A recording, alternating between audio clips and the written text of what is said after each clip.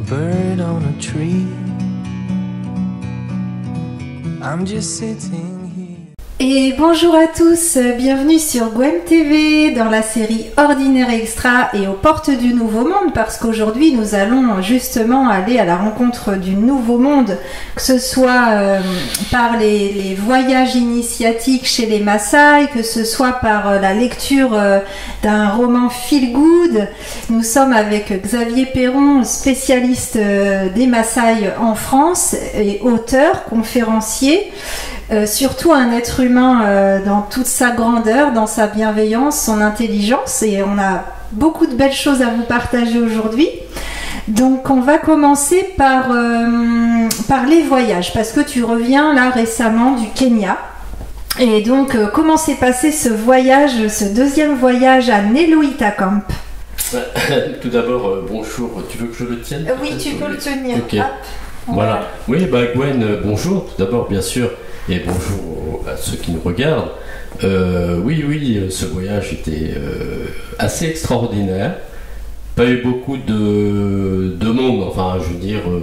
Vous étiez combien, 8? On était 7, enfin 7 inscrits, ouais. 7 inscrits, mais c'était vraiment parfait, enfin parfait. Merveilleux parce que du coup, on est dans une situation particulière quand même depuis quelque temps. Mais le voyage se fait très bien. Les gens qui sont venus, qui ont osé, il n'y avait aucun problème. Ils n'ont eu aucun souci pour.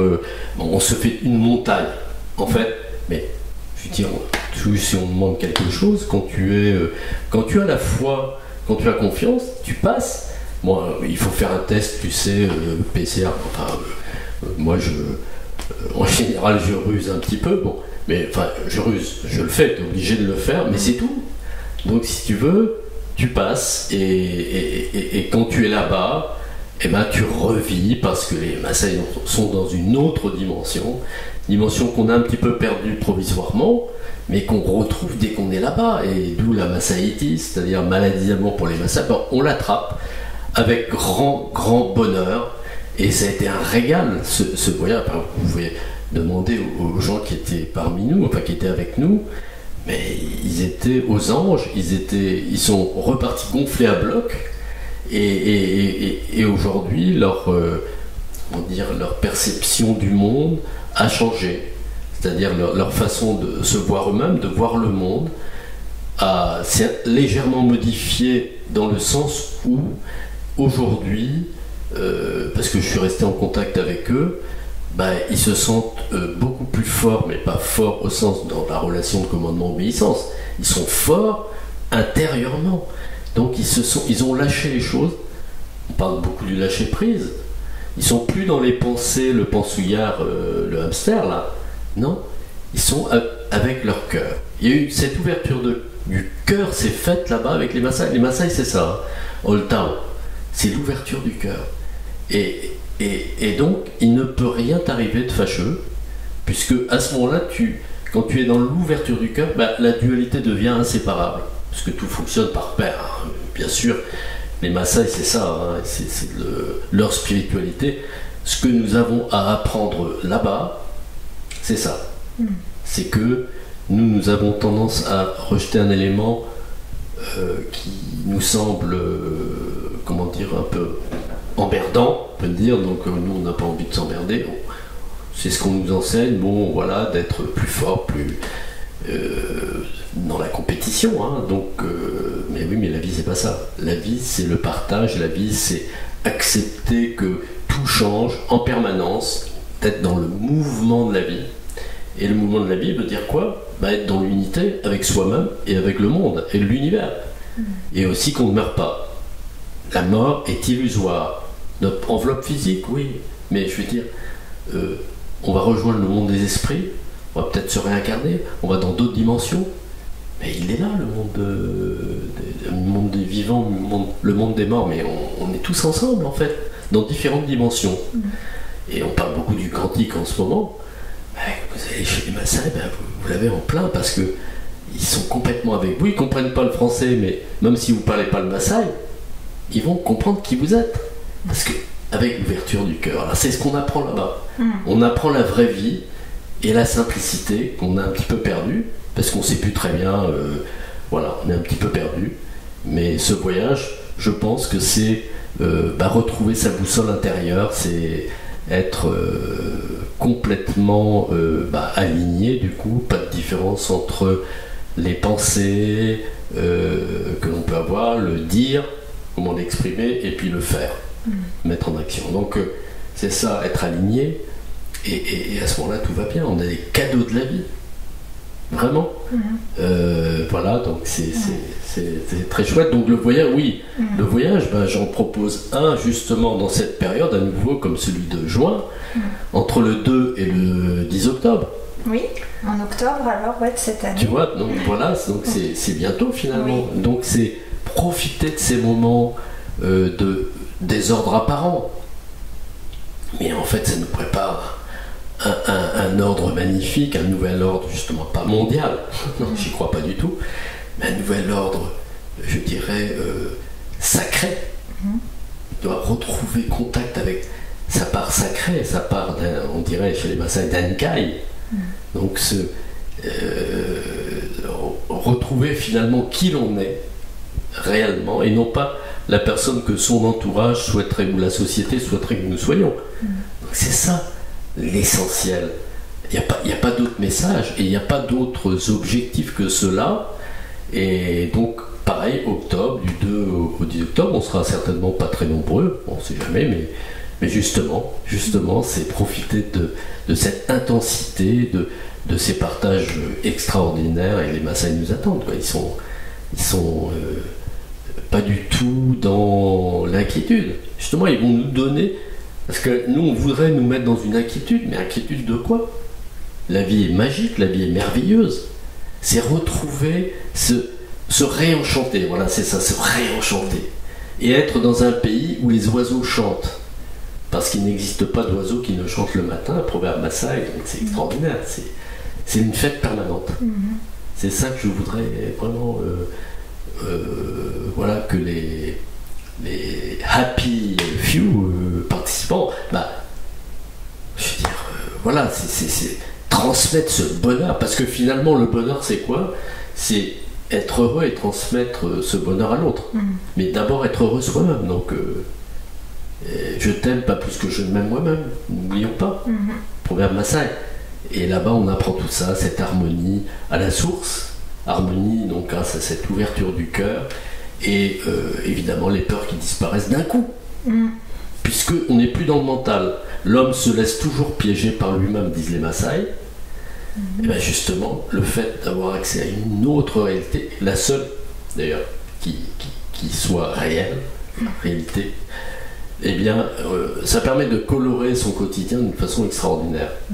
Justement, voilà. Donc également, voilà. Donc c'est peut-être une transition pour parler du... Ah, j'ai encore des petites questions. Ah pardon, non, mais je t'en prie, Gwen. Bon, en tout cas, oui, ce qu'on peut dire, c'est qu'actuellement, on pourrait se dire, oh, aller voyager, c'est compliqué. Non, en fait, actuellement, les tests PCR sont aussi valables qu'un carnet de vaccination. Ah oui. C'est, voilà, il y a toujours le choix, en fait. Donc, pour voyager, c'est 2-3 fois par an s'il faut faire un test, mais que ça nous permet d'aller recontacter des choses primordiales auprès des peuples primaires. Je dirais qu'aujourd'hui... Premier, pas primaire. Oui, ça peut être négativement interprété. Pas dans ta bouche. Les peuples premiers qui vont nous redonner des clés, qui vont nous renourrir, et effectivement ce lien à cette connexion à des peuples tels que les Maasai nous redonne cette sécurité intérieure, cette confiance en la vie, nous permettent de nous retrouver tout simplement en tant qu'être humain, et que voilà, si des fois il faut accepter un test, heureusement des fois on a des cloisons nasales difficiles, on le précise qu'il faut pas pas nous faire mal, hein. Non, c'est ce que voilà, et puis comme ça on a des tests qui ne sont pas agressifs, et c'est vrai qu'aujourd'hui, donc si on peut aller au contact de ces personnes, c'est juste formidable. C'est vrai que moi j'ai fait le voyage en 2018 déjà. Ouais. Et c'était juste incroyable. Alors, moi, je suis quelqu'un qui a besoin des fois d'être dans ma bulle, de m'isoler. Mais auprès des Maasai, en fait, j'ai pas eu du tout besoin de ça. J'étais 24 heures sur 24 avec des gens et j'avais qu'envie d'être à leur contact, de les découvrir encore et encore. C'était 8 jours, mais j'ai l'impression d'avoir vécu 3 mois. En fait, le temps n'existe plus. Mais c'est relatif, le temps, on le sait. Mais là, on se disait 8 jours, ça va être trop vite et on va. Non, mais c'était chaque journée, c'était comme si je vivais un mois, quoi. C'était intense. C'est très étonnant. Et c'est vrai que depuis ce voyage, moi, je suis connectée aux Maasai. Je m'imprègne de leur sagesse. J'ai l'oracle Maasai. J'ai tes livres, évidemment, tes nombreux livres. Et c'est vrai qu'en cette période, ça aide énormément. Et donc pour voyager, pas de souci. Si vous avez l'occasion, allez à Neloïta Camp, regardez le site de Xavier Perron. Et ce que je voulais dire, c'est aussi que par contre, là, les personnes qui n'auraient pas l'occasion de faire ce voyage, il y a actuellement des personnes là qui peuvent être très troublées par la situation, qu'on menace de perdre leur emploi s'ils ne se plient pas à certaines règles. C'est quand même, ça concerne énormément de personnes là ces temps-ci. C'est assez violent. Il y a des parents inquiets pour leurs enfants qui venaient juste de trouver un emploi en restauration ou autre. C'est vraiment, ça peut être source de grande angoisse. Et je voulais savoir, dans la sagesse Maasai, avec les clés très pratiques qui est la sagesse Maasai aujourd'hui, quels sont les quelques proverbes Maasai qui pourraient nous aider dans cette période où on a peur de perdre son emploi, on se dit qu'on ne peut pas trouver autre chose, on a peur pour nos proches, on ne comprend pas ce qui nous arrive. Voilà, quel serait ce qui te vient là? Oui, bien sûr, il y aurait plein de pistes, mais la première piste, c'est le cœur, le Tao. C'est le cœur, l'ouverture du cœur, qui te permet d'être en contact avec ta sensibilité. Et ce faisant, donc tu te connectes, ça se fait automatiquement à Nkai, c'est-à-dire à l'univers, le ciel, le grand tout, la déesse, et qui te branche ton cœur, d'ailleurs te nourrit les battements de ton cœur avec le cordon ombilical au sautoir. Donc en fait, bon, ça, ok, mais en sachant que lorsque ton cœur est ouvert, tu vas recevoir tout ce qui est nécessaire pour t'empêcher d'avoir peur. Les peurs vont disparaître. Oi, min kishon kirin ememe, voilà un proverbe, la chair qui n'est pas douloureuse ne ressent rien. Alors oui, c'est douloureux, ce qu'on vit en ce moment, c'est douloureux parce qu'on s'aime soi-même, et justement, il faut s'aimer soi-même, pas plus, ou aimer l'autre, mais pas plus qu'on s'aime soi-même. Mais c'est toujours trouver cet équilibre. Ce que je dis, c'est vraiment retrouver l'harmonie à la source, contacter cette harmonie.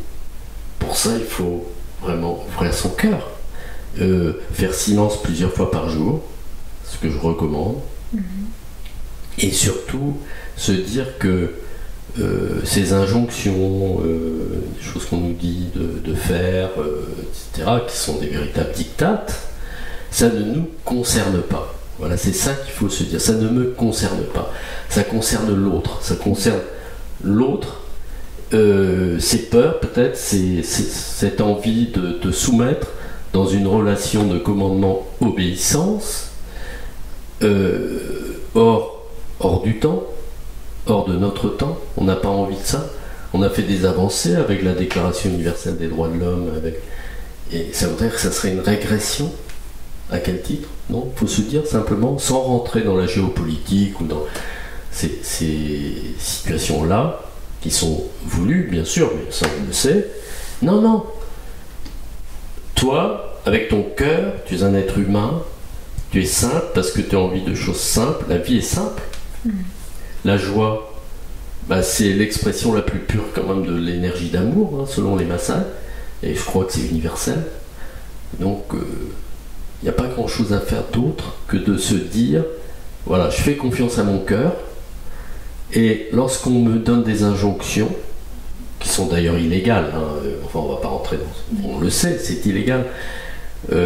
C'est ça la résistance, dans la non-résistance, justement. Eh bien, on se dit, ça ne me concerne pas du coup, donc j'ai pas peur. Ça s'efface, la peur. La peur, c'est quelque chose qui se met en place normalement lorsqu'on est chez les Maasai, parce qu'on est dans le pays des lions, il y a des hyènes, il y a des buffles, il y a tout ce qu'il faut.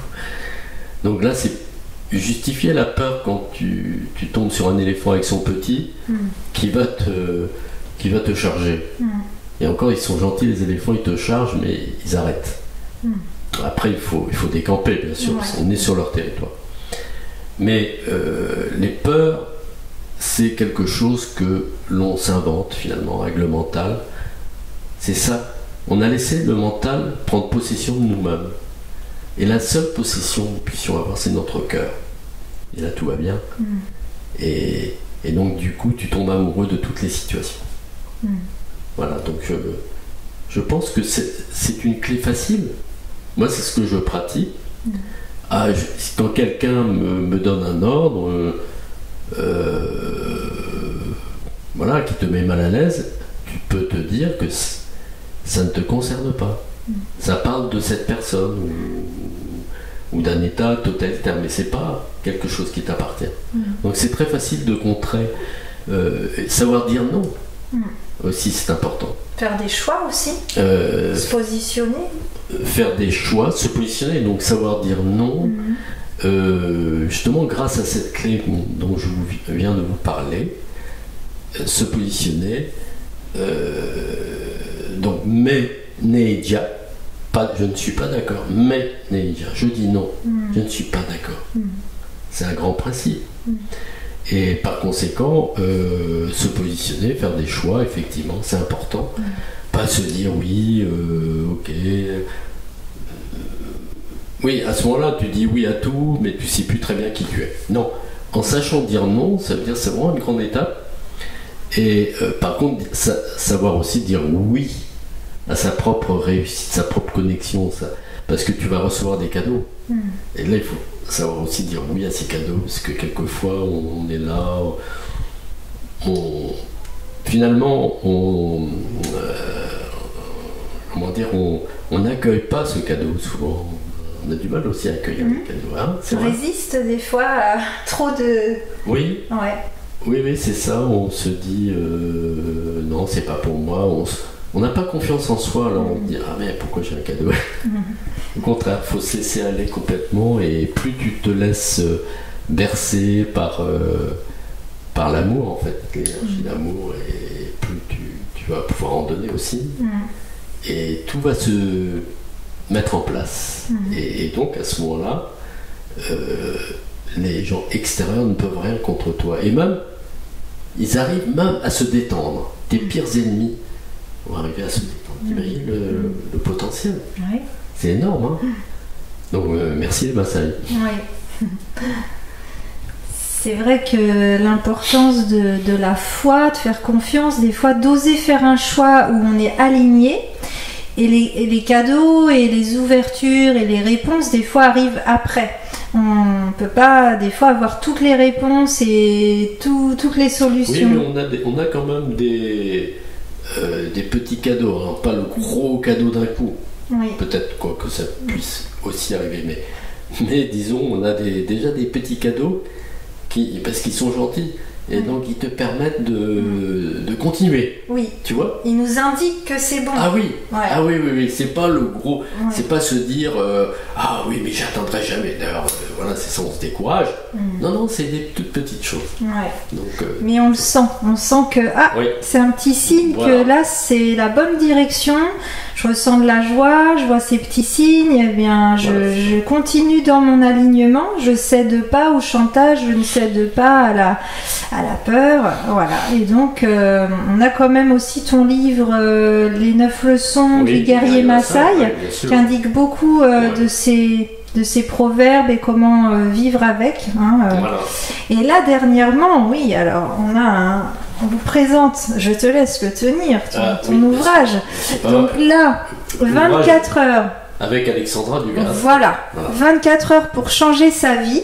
Donc un roman coécrit avec Alexandra Dugast qui du coup réside à Neloïtakamp chez les Maasai, qui fait ce pont entre la sagesse Maasai et nous occidentaux pour qu'on puisse s'ouvrir et que eux puissent aussi transmettre toutes leurs connaissances. Et donc là, c'est ce qui est étonnant, c'est que c'est l'histoire d'une infirmière hygiéniste qui va vouloir s'aligner, changer de vie pour être plus épanouie et qui va utiliser plein de petites clés, plein de petits outils pour rester dans son axe et s'épanouir, si j'ai bien compris, parce que j'ai pas encore eu le temps de le lire, j'avoue. Et du coup, ce qui est étonnant, c'est que ce livre, vous l'aviez écrit il y a 3 ans. Ouais. Alors, est-ce que tu peux nous en dire plus? Oui, bah écoute, ça a été... on avait pensé que dans si tu veux, les romans ou les livres de développement personnel, il y a certes des très belles choses, mais souvent c'est peut-être un peu dur de mettre des nouvelles théories en pratique. C'est bien, il y a un foisonnement de nouvelles idées, c'est très bien. Mais pour nous, évidemment, on a pensé que c'était bien aussi de donner des petites clés, des toutes petites choses, de montrer au lecteur, à travers une très belle histoire évidemment, une histoire vécue vraiment, d'une famille, une infirmière, justement, on voulait atteindre aussi le monde des hôpitaux parce que c'était très méconnu et souvent maltraité aussi d'une certaine façon, peu connu, peu reconnu, oui c'est ça. Donc on voulait rentrer dans cet univers, mais pas seulement, c'est-à-dire que faire en sorte que aussi on rentre dans l'intimité c'est une infirmière, donc aussi chez elle. Donc tout ça en 24 heures. Il se passe des choses, mais finalement notre vie aussi, on se rendait compte que c'est une succession de journées qui passent, de journées, de nuits, de journées, c'est en 24 heures. Et donc de montrer combien est important de réenchanter, comme je le disais tout à l'heure, notre quotidien, de vivre les instants présents sans les juger, c'est-à-dire vraiment les vivre en conscience, tu sais. Et c'était ça, on s'était dit, c'est au poil ça, 24 heures pour changer sa vie. Donner vraiment beaucoup d'espoir évidemment, mais à travers une belle histoire qui commence un peu difficilement, très tôt le matin, comme ça nous arrive de temps en temps, on a mal dormi, etc. Donc on fait un cauchemar ou quelque chose comme ça. Et puis finalement, prendre conscience d'abord de pouvoir se soigner sur l'instant, sur peut-être une crise d'angoisse, je ne veux pas dévoiler l'histoire complètement, c'est juste dire que ça commence comme ça. Petit à petit, on s'approprie sa douleur, et donc du coup elle se dilue, et puis ça t'incite à ainsi voir la vie différemment à chaque moment de la journée, c'est ça, et de donner plus de temps, se donner plus de temps à soi-même, en prendre, mais se rendre compte que le temps se dilate finalement et qu'on peut faire plein de choses en 24 heures, que c'est pas compliqué. Alors on a les enfants à gérer, c'est ça.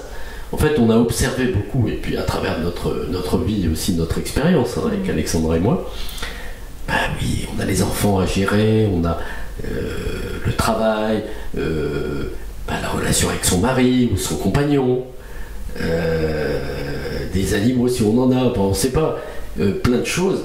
Et puis ne pas ramener toutes ces inquiétudes de son travail, savoir aussi vivre chaque instant, mais dans sa couleur, pas ramener les problèmes, les résoudre petit à petit, et ce qui permet de vivre chaque instant, chaque tranche, tu vois, les repas par exemple, ça mais des choses très concrètes, je veux pas dévoiler, mais suivre évidemment cette femme,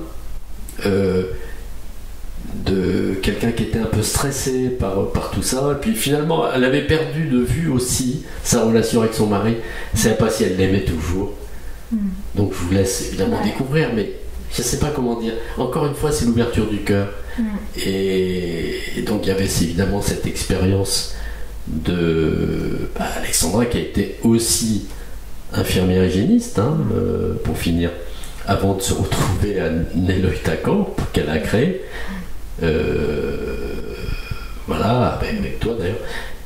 Mais bon, si tu veux, c'est un livre, je dirais, merveilleux, mais extrêmement concret, qui donne envie finalement de se changer soi-même, mais à travers des petites choses, et puis finalement changer le monde. Et c'est encore une histoire d'amour, quoi.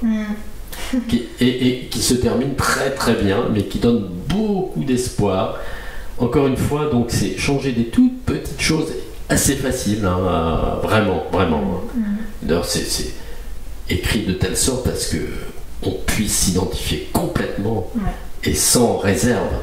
Parce que c'est des petites choses que moi, d'ailleurs, ou Alexandra, on a expérimenté. Voilà, quand on était ensemble dans ce quotidien. Donc j'ai trouvé que c'était merveilleux. Et donc unité de temps, de lieu, 24 heures. Bon, même si on passe de la maison à l'hôpital, mais finalement c'est le quotidien de tellement d'infirmières. Je dirais que j'aime beaucoup les infirmières, c'est extraordinaire. Elles sont méconnues. Elles se battent aujourd'hui pour aussi être beaucoup plus reconnues, respectées. C'est une personne qui donne beaucoup d'elle-même, c'est extraordinaire, j'adore. Et donc de voir aussi que on va se réussir à voir le monde différemment, mais dans le bon sens, en changeant de toutes petites choses. C'est ça, et petit à petit, voilà, c'est extra, et je trouve que franchement, j'ai eu beaucoup de plaisir à écrire, aussi avec Alexandra, quoi. C'était nouveau pour Alexandra, et j'ai trouvé génial, tout ce qu'elle pouvait aussi apporter de son histoire personnelle, quoi. Ouais, c'est super d'avoir un roman comme ça qui va à la fois nous divertir, pour partir en vacances. Moi, je vais avoir des vacances bientôt, je vais le lire, mais aussi que ce soit du concret, qu'on puisse s'identifier vraiment dans notre vie de tous les jours. Et que du coup on ait des clés, et là actuellement avec les soignants aussi, mais ça concernera toutes les personnes, mais c'est encore une fois tombé à propos ce livre. Vous étiez un petit peu comme, sans le savoir, un peu visionnaire quand même, mais oui, complètement. Et il y a même des histoires dans le livre qui concernent en fait le lavage des mains, etc. C'est drôle, mais c'est un côté assez prémonitoire, mais beaucoup dans la bienveillance, on voulait surtout pas rentrer dans une. D'ailleurs, quand on a commencé ce livre, il n'y avait pas eu encore cette situation, mais on voulait surtout pas faire un livre journalistique. C'était tout l'inverse. C'était vraiment. C'est un livre basé sur cette ouverture du cœur dont je parlais. Donc c'est vraiment se dire que quand on ouvre son cœur, finalement on ouvre cette possibilité de savoir qui l'on est, quel sens donner à sa vie, et quel est son chemin, dans quelle activité on est le plus à l'aise, et dans qu'est-ce qu'on a envie de créer, est-ce que toutes ces choses-là qui sont fondamentales pour être heureux. Et donc cette ouverture à l'autre. C'est vrai qu'actuellement, avec la situation du jour, c'est vraiment le moment de se dire qu'est-ce que je veux vraiment pour ma vie, finalement depuis petit je savais que j'étais douée pour ça, ou j'ai toujours rêvé de ça et je me suis empêchée de le faire, et là aujourd'hui c'est le moment, hein, c'est le moment de changer de vie, et on a ce livre pour nous accompagner dans la joie. On a les voyages à Neloïta Camp, il y a aussi divers voyages, vous pouvez retrouver tout le programme sur la page de Neloïta Camp. On fait un petit coucou à Alexandra qui n'a pas pu nous rejoindre par Zoom finalement aujourd'hui, elle aurait dû être là. Bon, effectivement, elle devait rejoindre un petit village pour trouver une connexion, elle n'a pas pu s'y rendre, ce sera partie remise. Et en fait aujourd'hui on a vraiment envie de vous communiquer, Xavier et moi, notre joie, notre espoir, que quand on fait ce qu'on aime, ce pourquoi on est fait, qu'on est aligné, la joie est présente, la peur disparaît. Quand elle est là, il peut y avoir des petites vagues de peur. On apprend à accueillir les émotions, à ne pas y résister, à ne pas les rejeter, puisque les émotions, elles ont toujours un message à nous donner. Et voilà, il se passe vraiment des très belles choses, et avec Xavier, avec plein de gens qu'on connaît en commun aussi, sans s'en rendre compte. D'ailleurs, comment il s'appelle, on a récemment vu qu'on a un ami commun, Benoît, voilà. Voilà, on salue Benoît, un grand dessinateur qui aide en ce moment aussi pour aider les gens très dans l'aide, extraordinaire. Voilà, donc on salue tout le monde, et puis le mot de la fin pour HK aussi. Et HK. On salue HK parce que lui aussi, avec ses chansons, voilà, chanter, danser, augmenter vos vibrations, comme disent les Maasai. On l'a fait d'ailleurs chez les Maasai. Ils ont dansé encore chez les Maasai. Vous pouvez retrouver la vidéo sur Gwem TV, sur le mur aussi de Neloïta Camp. Vraiment les Maasai aussi, quand il y a des gros problèmes, donc eux quand ils traversaient la famine ou des gros problèmes, tu me disais en fait dans ces moments-là, ils sortent des blagues sans arrêt, l'humour est très très présent, parce que il faut remonter l'énergie. Absolument, et les solutions vont arriver. Donc là, on est actuellement dans un moment où il faut prendre conscience des difficultés, mais dès qu'on peut saisir l'occasion de rigoler, de chanter, de faire ce qu'on aime et de remonter les vibrations, on le sent, quand on a de l'énergie, qu'on est heureux, qu'on a envie de communiquer tout ça aux autres, c'est qu'on est dans des vibrations hautes. Et là, c'est vraiment le moment. Et HK nous aide aussi. C'est quelqu'un qui est positionné, qui est aligné. Et du coup, lui aussi a été visionnaire, parce qu'il avait écrit avant tout ça une BD qui s'appelle Dounia. Et c'est l'histoire d'une petite fille qui vit et qu'il y a les firmes qui viennent empiéter sur leur territoire. Et c'est aussi vraiment d'actualité. Et voilà, on espère, un jour j'espère d'ailleurs, tu as ramené quelques bracelets Maasai pour HK, pour Kadour, donc, et j'espère un jour qu'on puisse tous se retrouver, et voilà, les divertissements, la culture, l'art, ça va s'inventer autrement, ça va se faire de façon plus humaine à échelle voilà. Juste, je dirais que pour les Maasai, les chants, par exemple, c'est les pensées qui viennent du cœur. Encore une fois, le cœur. Ça. Voilà. Ouais, donc on est vraiment, vraiment dans le thème de tout ça. C'est ça. Et voilà, si vous avez des questions, vous pouvez commenter, écrire même directement sur ta page Facebook. On mettra les liens sous la vidéo, la page Facebook de Xavier Perron, la page de Alexandra Dugast. Voilà, et je pense qu'on a fait le tour. C'était très bien. Et donc il reste des places effectivement pour le voyage d'octobre. Tout à fait. Donc voilà, s'il y a quelque chose à faire, moi dès que je peux, je retournerai là-bas avec grande joie. Là j'ai pas mal de... Je mets mon énergie ici avec ma petite fille, avec le local, mais vraiment j'ai déjà fait ce voyage et ça m'a effectivement... j'ai plus vu jamais les choses pareilles en revenant. Ça a été même un peu en revenant, on se dit mais qu'est-ce que c'est que ce monde? Mais on n'en était même pas encore là, mais on se dit ah, il nous manque une connexion à la nature, au vivant, aux liens humains que là-bas on retrouve et qu'on se dit mais en fait c'est ça la base.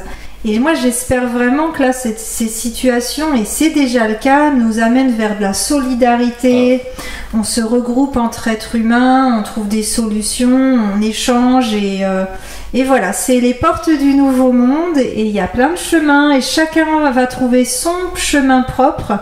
Il y a des fois des lignes directrices bien sûr et on espère vous inspirer, voilà, partager avec vous tout ça.